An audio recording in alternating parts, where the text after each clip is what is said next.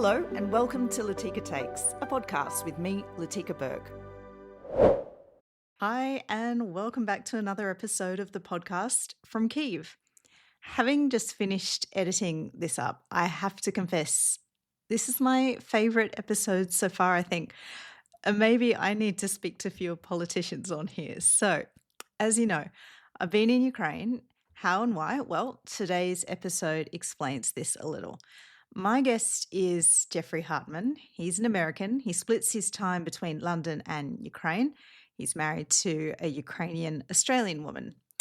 Together, they set up a charity called Ukrainian Action in the aftermath of the full-scale invasion. I heard about these guys through a friend of my work, Sir Ian Duncan Smith, the former Conservative Party leader and MP, who is a staunch supporter of Ukraine. And I'd been saying to him for ages that I was keen to accompany him and other MPs on a charity mission to Ukraine when and if the time was right.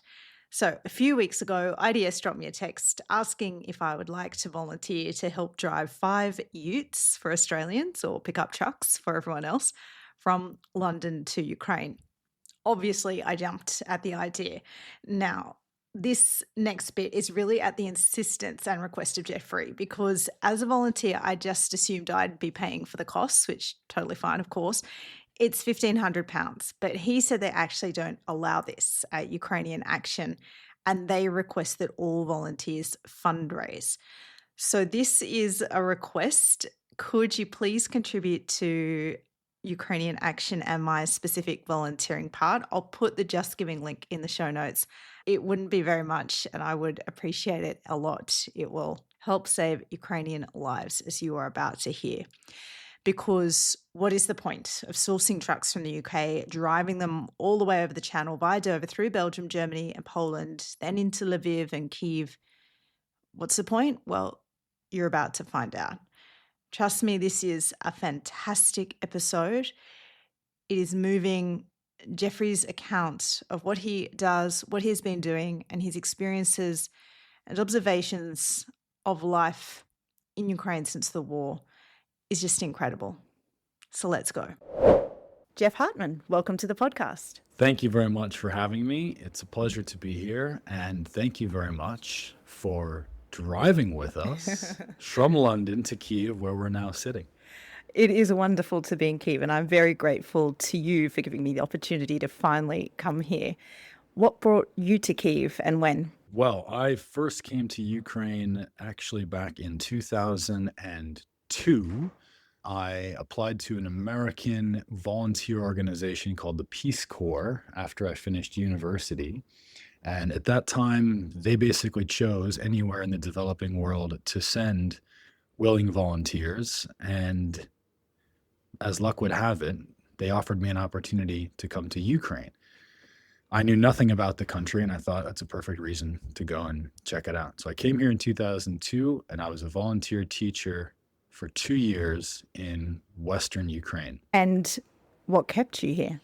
I loved everything about being here at that time. It was a wild place. It was still kind of working its way out of its old Soviet past. People were very friendly. There were not a lot of foreigners here. There was not a very high level of English. So if you wanted to experience things here, you really had to dive into it. And I was very happy to just kind of throw myself at the country and immerse myself. And I worked very hard to learn Ukrainian language and just had a policy of, for 2 years, never saying no to any invitation.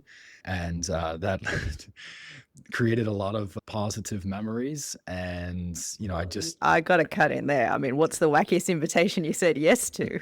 Well, sometimes they don't even ask you. I mean, people found out where I lived because I was the only foreigner living in a reasonably small sized city, and people would just come and knock on my door. And sometimes they would be holding, a soccer ball and say, "Jeff, come on, we're going to play soccer." And I had no idea where or for how long. And I'm not really much of a soccer player, by the way. Or sometimes they were holding a bottle of cognac or something, and it really didn't matter what time of day or morning that it was. And so there was all these kind of wacky situations. I can tell you literally for 2 years when I was here, every single day was unique and every single day was the best day of my life. Wow. So Ukraine is home for you. Ukraine is and has been an adopted home for a very long time. I had the pleasure of then coming back in 2007 and living in Kyiv for about half a year, which was an opportunity to be participating in Ukraine as like a working professional, which was a bit of a different experience. But that also was very positive, and it reinforced my interest in the country, my love for this city and the country. And then for many years since then, I've been coming back from London to visit pretty regularly. I mean, up until 3 years ago, there was a direct flight from London Gatwick to Kyiv Boryspil, 3 hours on Ukrainian International Airlines, and it was a pretty easy place to go for a long weekend. Obviously, that's all changed now, unfortunately. Yeah, I know it well because I was planning to come for a long weekend to Kyiv and then the war happened. So, what was your where were you when Vladimir Putin rolls tanks across the border into Ukraine, signaling the start of the full-scale invasion? Because, of course, Ukraine has been at war with Russia officially since 2014. Where were you? What's your situation in life at this point? And how do you respond? I remember that day vividly. I was absolutely devastated. I remember just laying on my living room floor, watching the events on Twitter for live updates. I couldn't believe what was happening. Obviously, I had heard the rumors and been following the story, but when it actually happened, it was for me horrific because this is a place that I love. Some of my best friends in the world I met during my Peace Corps experience here 20 years ago, and I knew that their lives were immediately disrupted.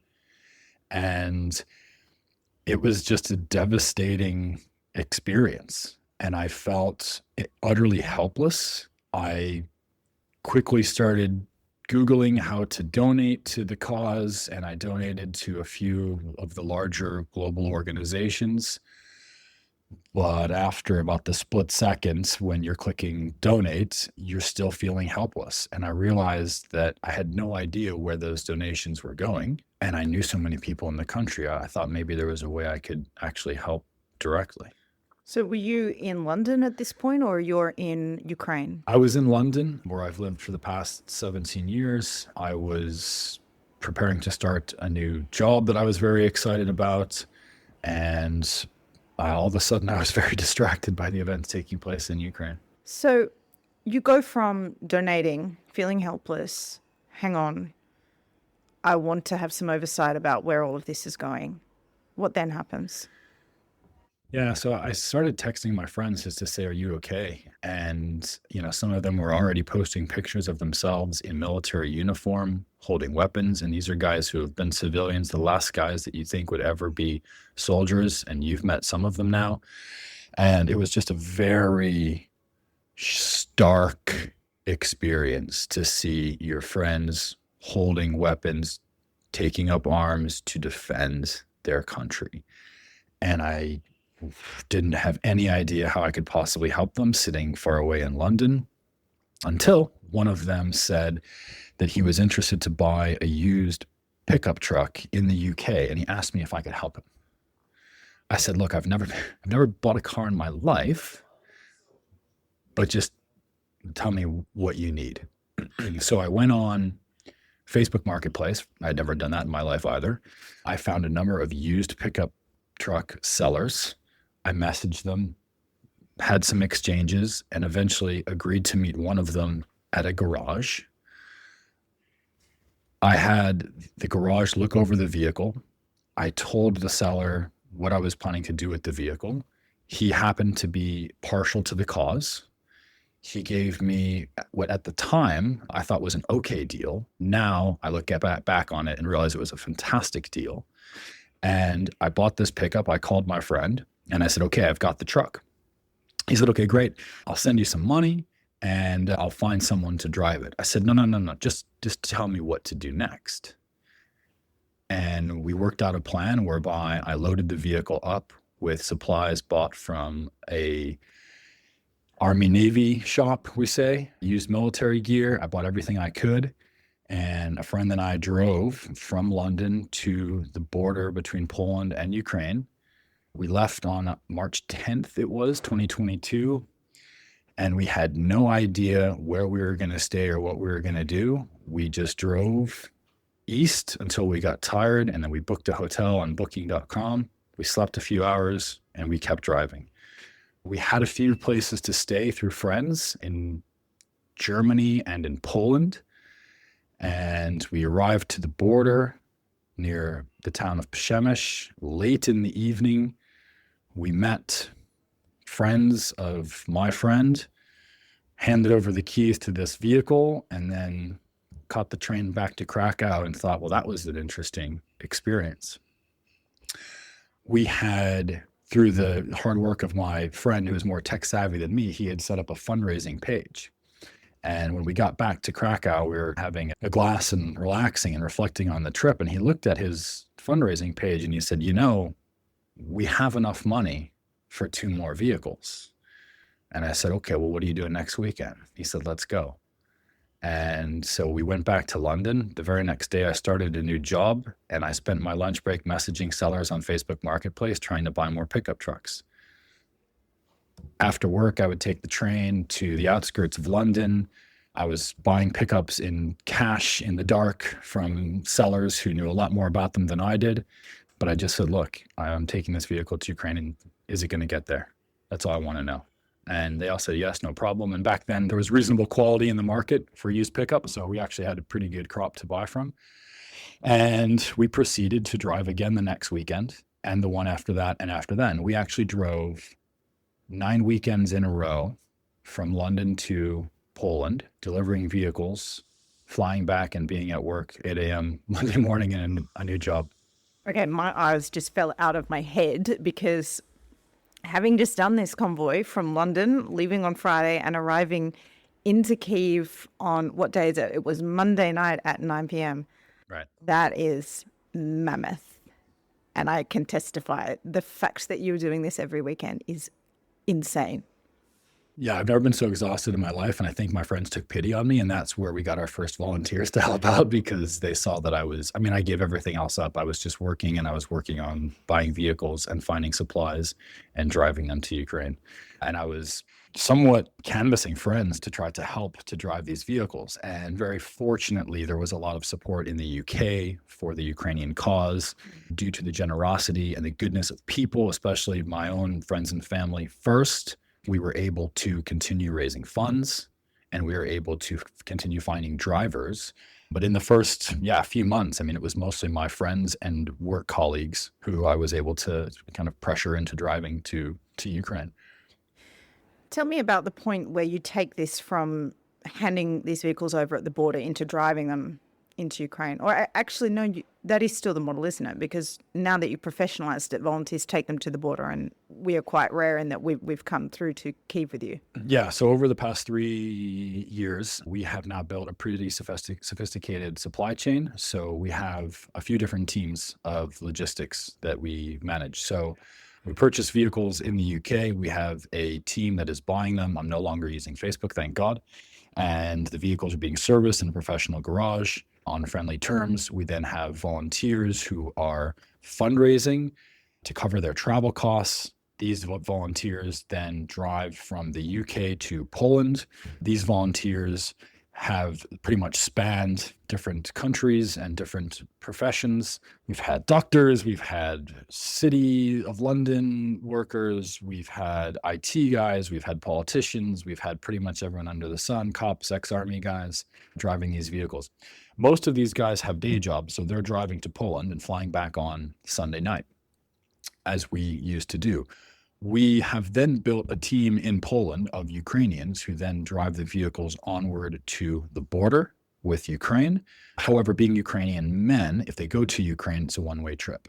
So we have a third team of Ukrainian women who come from Ukraine. They walk across the border, which is sometimes a very long process. They jump in the driver's seat, and then they drive these vehicles into Lviv, which is the biggest city there in Western Ukraine near the Polish border.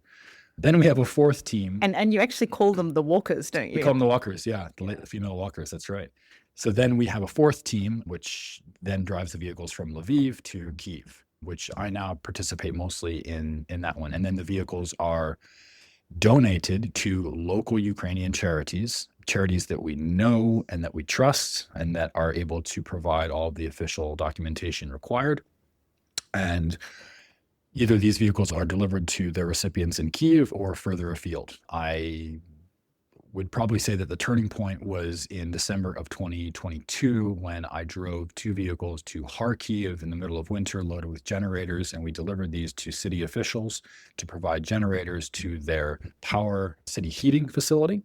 And I saw at that time the look in their eyes, the gratefulness for the generators, for the vehicles to protect their city. Kharkiv was recently liberated and they were desperate to keep it that way. And I understood very quickly that by going and physically delivering these vehicles and seeing the receivers, meeting them, seeing the look in their eye, that it would give us a lot more intelligence on how to go about our operation, knowing what our quote unquote client wants. And also it enabled me to see firsthand what was happening. And I can explain that to our volunteers and to our donors, the importance of our work. So it was shortly thereafter when I decided that new job that I had started and was very excited about was probably not going to be very exciting for much longer. So I stepped away from that job and I decided to take what we had built and really focus on growing Ukrainian Action to the best of our ability, because there was really so much more that we could do in the country, because the country has so many varied needs. And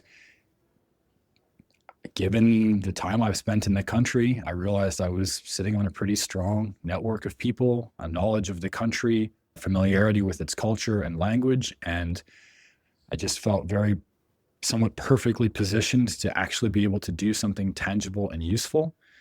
And thanks to a fantastic network of friends, supporters, volunteers, and donors, we have been able to grow our activities in Ukraine, which I like to think of as only the beginning of what we're able to do here. And we now work in basically 4 main areas. So emergency response, humanitarian aid, rehabilitation, and reconstruction. So what does that entail? The emergency support are the vehicles that we're providing, such as pickup trucks, such as ambulances to hospitals and to groups to provide medical evacuations from liberated areas or areas under attack.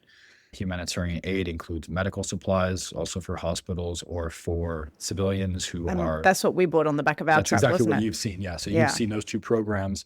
The first hand, vehicles loaded with supplies that we bring from the UK, and then our rehabilitation program. We have launched this back in February 24, so last winter. We set up a rehabilitation program for veterans, and this all was born out of, again, what I witnessed firsthand. So why did we get involved in Ukraine? Because my personal friends were affected and they needed trucks and supplies. So we got into the trucks and supplies business. Then I saw my friends who had become soldiers overnight become injured veterans, and they didn't have the support that they really needed. And so I knew very quickly, okay, this is another component of society that is absolutely necessary to deal with. And as we heard the Minister of Veteran Affairs speaking to us today, who said that veterans are not only a huge asset to society, but they're also going to be the first people who are going back into the conflict, God forbid it start again. So, these are people who have shown that they're brave, they're resilient, they're strong, they're patriotic. That's exactly who you want in the workforce. That's who you want not sitting on their sofas depressed, but that's who you need leading in leadership roles in Ukraine. So we focus very much on trying to play a role in the rehabilitation path for these brave men and women. So we launched a program based on some American models, which I witnessed growing up in the US, which essentially are teaching veterans to ski and to snowboard in the Ukrainian Carpathian Mountains. And we also provide psychological support around them. So a typical day looks something like early start, yoga, meditation, maybe a cold plunge. Then we go skiing for a couple of hours, and then it's lunch. And then after lunch, we have group therapy working with psychologists, possibly individual therapy if they ask for it, which pretty much all do. And then after dinner in the evening, we have some form of like art or music therapy or sauna or something like that. It's a 10-day program. We're grateful to have the support of the Ministry of Veteran Affairs here in Ukraine. And we're also aligned with the Ski Federation of Ukraine and other partners.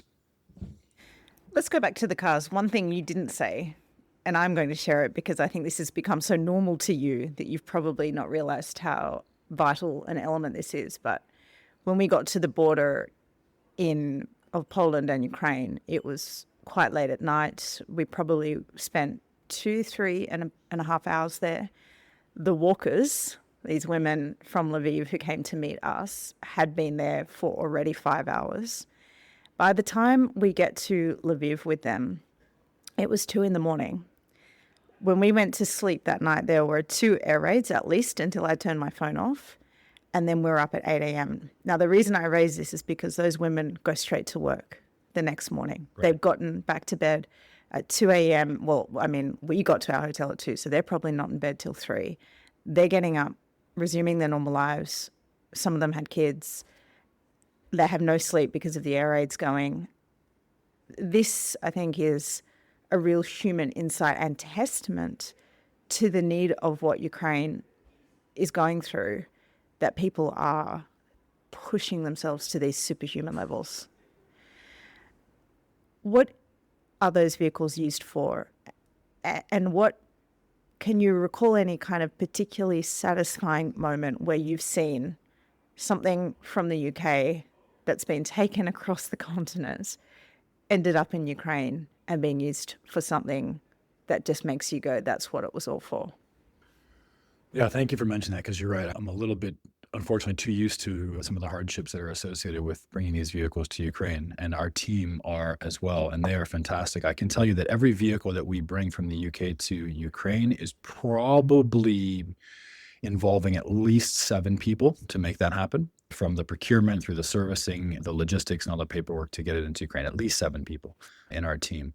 So it's a huge team game, and each role is incredibly important, and they all have their unique challenges. And I think what I've learned by doing this is that Ukrainians are very much so invested in supporting their own country. And people often ask, do you think other nationalities would be as committed and patriotic to supporting their own country? It's easy to think, yes, they probably would, but who knows? But I came here 20 years ago. I saw a Ukraine and the Ukrainian population who was very jaded, given the Soviet past. And you didn't get the impression that they would really put their lives on the line for the country, or even to inconvenience themselves for the good of society. Now, that all changed in 2005 during the Orange Revolution, which was the tail end of my 2 years here. And it was a beautiful thing to see, because it proved that actually they weren't going to let an election be stolen. They were going to stand for democracy. They were going to go to the Maidan in central Kyiv, and they were going to protest until that election was reversed and held again. And it was nonviolent. It was very positive. It was an amazing experience, and it was the first time the country had really taken a stand for its own sovereignty. And it's had to do that several times since then, unfortunately. So now, obviously, we're kind of working with even a different generation of people, and our volunteers, That has really struck me. Everyone is so young here. It has really, really stood out to me. I mean, a lot of the people are younger than me.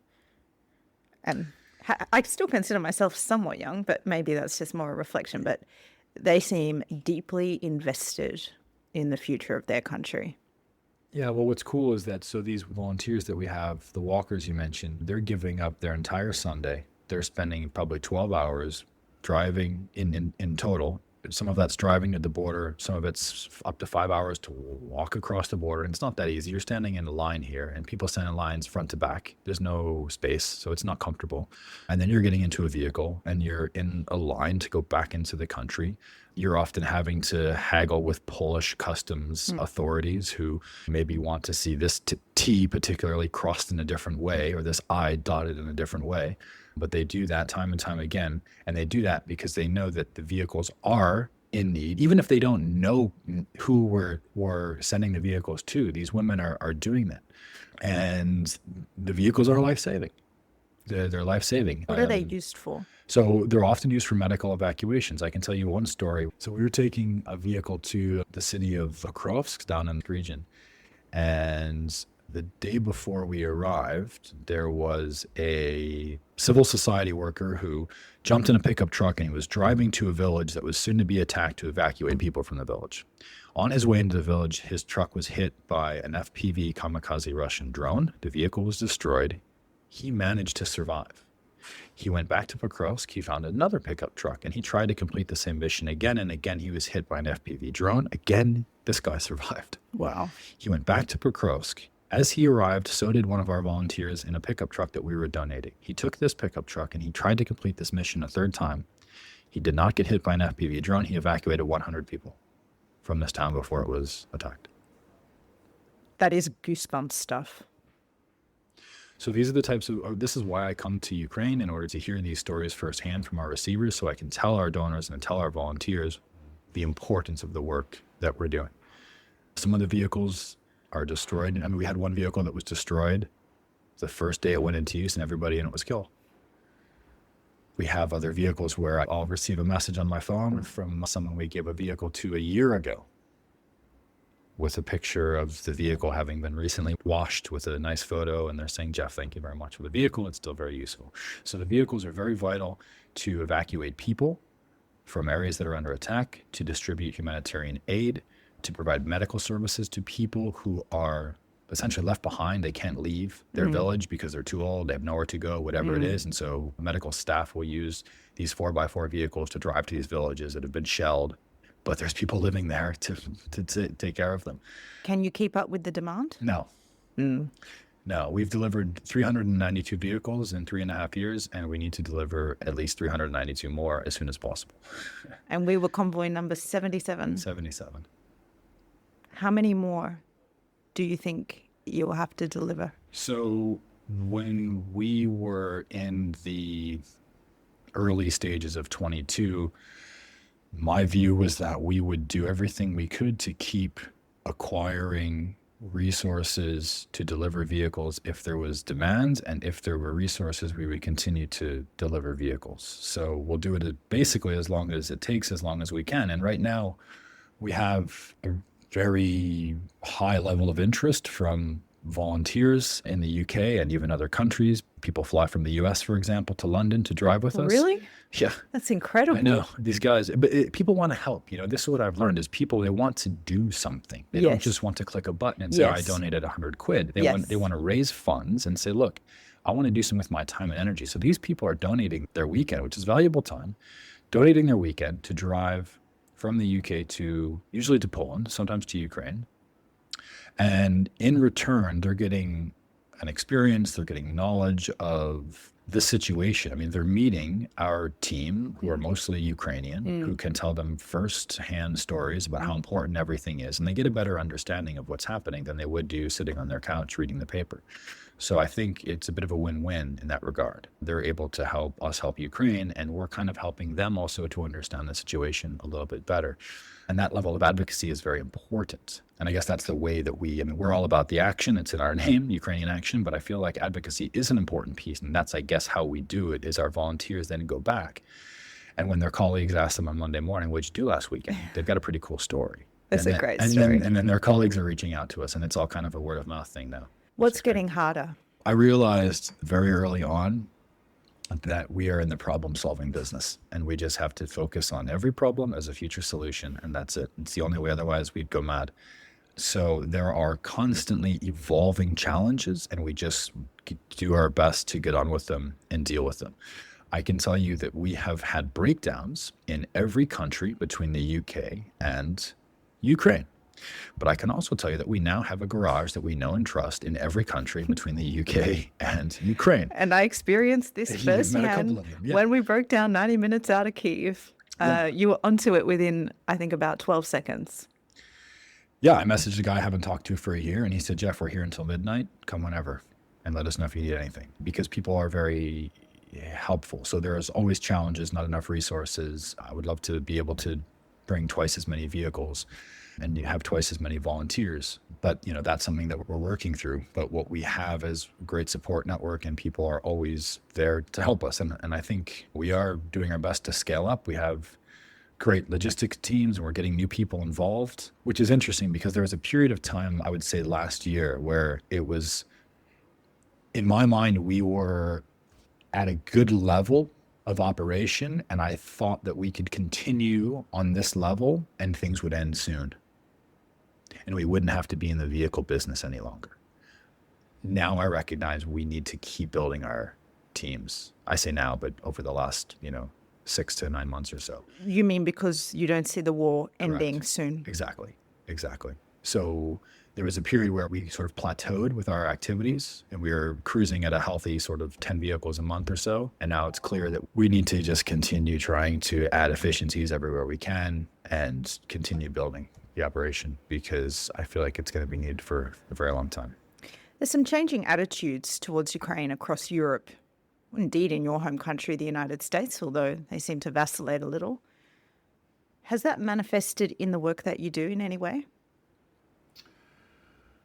Being based in the UK, we've been very fortunate to have had steady support from the UK, from UK citizens who want to volunteer with us, who want to donate to us. Yeah, it's one of the things I absolutely love about living in the UK, I have to say. It makes me so proud. It's humbling to see that. And oftentimes what they'll say is they remember very much what happened in the 1940s when they were on the wrong end of an aggressive attack. And so that is buried somewhere in their consciousness, and they feel for Ukraine and they want to help Ukraine. The US is a little complicated, obviously.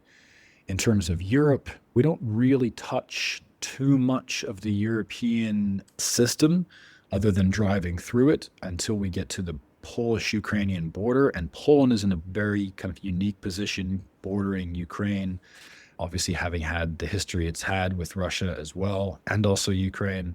And there are somewhat changing political tides there. And so we do see from time to time the customs process is sometimes more difficult, sometimes it's a little bit easier. But, irrespective of those changes, we just try to focus on what we do, how we can continue to do it better and better, what we can learn from the last convoy for the next one.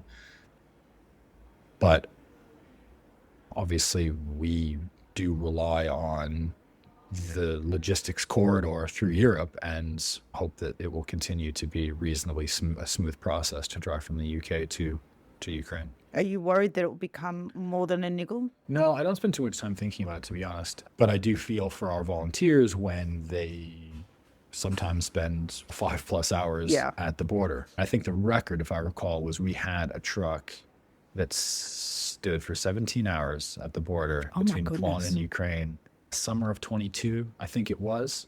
I mean, that's two of the legs combined in one. Wow. Yeah, that's your flight to Oz right there. Yeah, 100%. So I want to finish by asking you, as someone who has been in Ukraine and part of Ukraine's story, an evolving story, how do you see this country in 10 years? Let's presume, obviously, it's at peace. So I've been involved in Ukraine for over 20 years. I have only ever seen the country and the population increasing their level of patriotism, increasing their interest in democracy, sovereignty, increasing their interest in European, let's say, values, way of life, etc. So I don't think that will change fundamentally. I think that the country will continue to demonstrate what it wants as a people, as a nation. I think the country will continue to fight if it has to achieve that. And that's essentially what they're doing now, is they essentially have their backs against the wall. They are facing, let's be honest, extermination. And they will tell you that the situation that they're in is terrible. It is not overly positive. They openly say they would not be where they are now without international support. They will not get ahead without international support. But then they always end these conversations by saying, but, everything will be fine. We will win. We have to. We have no choice. Failure is not an option. It is a remarkable psyche that you see in them. Finally, Jeff, I was, when we were talking about this trip, I said, let me, pay whatever the costs are for this. And you said, no, I would like you to fundraise. We ask every volunteer, and I'm here as both a journalist but a volunteer, of course, to fundraise. So I want to ask you, one, how anyone listening, particularly for my Australian listeners, who may feel that helplessness you talked of earlier, being so far away? How can they feel a part of what you do? And how is it best to look you up, find where you are, and support Ukraine Action? Thank you. That's very kind of you, because indeed we love when our volunteers tell the story of what they have done, because ultimately no vehicle gets to Ukraine without the generosity of volunteers saying, hey, I want to drive, or hey, I want to donate. And when people go out and fundraise, they're telling their network about what they are doing. And what they are doing is just part of this team that we've created. And the way that they're able to fund that participation is through the generosity of others. So thanks to some of my colleagues, we have a pretty slick system on the website, ukrainianaction.com, where people can donate from any country. And there might be a dedicated Just Giving page as well, which we have and which might be shared with the... Are we putting that in the show notes for sure? Exactly. Thank you. So, I guess if we're talking about call to action, there is a very tangible way that you can help Ukraine. You can donate to our efforts, and you will see on our social media, on our webpage, our weekly updates of the activities that we are doing. You can see that if you donate on X day, in 2 weeks' time, our vehicles will be rolling into Ukraine thanks to your donations. If you would like to drive with us, we are very open and willing to invite new volunteers. As you have seen, Latika, we really only require, first and foremost, a positive problem-solving attitude, as well as a manual driver's license and a sense of adventure. And you can also apply on our website. That's just about every Australian I know. So every Australian listening, you can take note. You're on notice. If only Oz was a little bit closer. They come to Europe. Don't you worry. Exactly. Fly to London and drive with us from London. I would actually describe the convoy experience a bit like a long haul between Australia and the UK. Actually, it was very, very similar. Yeah, and there's a good camaraderie that's built between volunteers who are often meeting for the first time. But, we talk to each one before they come down to the garage. So we have a good sense of who's who on the team and how they're going to be participating in it. And, everything that we do is thanks to, the generosity of good, cool people who want to help in a unique, experiential sort of way. So we actually call what we do adventure philanthropy. Oh, I like that. I hadn't heard that before. Okay, I'm going to finish on this. This is my first time in Ukraine. It's a country I've been dying to come to long before the war, and I'm so glad to be here. You're someone who knows it very well. For people who've never been to Ukraine but read and see so much of the war, what is the thing about Ukraine, aside from the war, that you would love to tell people that exists in this country, or what it's about? Ukraine is a vibrant European country right now. There's no doubt about that. Ukrainian cities, I think, would surprise anybody. Staff are English speaking. Restaurants are phenomenal. Service is great. You can look around in a cafe and think you're in Berlin or Milan at some point. It is a very vibrant place. It is a place where people are just like you, going to work, texting their friends, scrolling, enjoying life.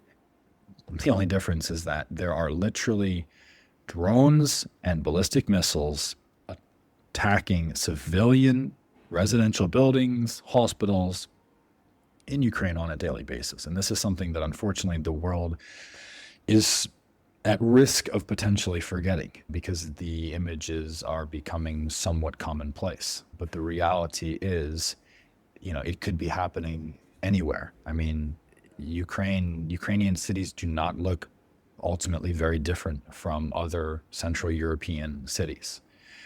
People here are trying to live a productive, interesting life, and they are being bombarded by an aggressive nation for really no reason. And unless the international community continues to support them, they will not be the last step, and there will be further catastrophe for Europe, possibly Asia, and other parts of the world. So, Ukraine is a great place, and unfortunately for it has become sort of the global pivot right now. But I think it's a very clear case of black and white, and I think that it's a country that is really worth supporting because it right now is protecting all of Europe, and I think we can even say Western civilization. Yeah, I agree. I don't think that is an exaggeration at all.